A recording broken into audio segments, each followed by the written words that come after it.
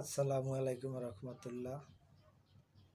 আজকে দেখেন পিছনে এই যে আমাদের শ্রমিক ভাইদের কি অবস্থা। একে বলে নৌজাহান শ্রমিক, নৌ পরিবহনে চাকরি করে, তারা নদীপথে চাকরি করে। খুব দুঃখের বিষয়, খুব আফসোস লাগতেছে।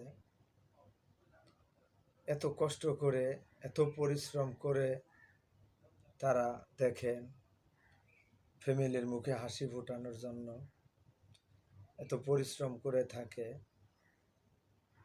তাদের দেখেন মৃত্যু কত কাছে, কত রিস্ক নিয়ে তারা জাহাজে চাকরি করে থাকে, করতেছে।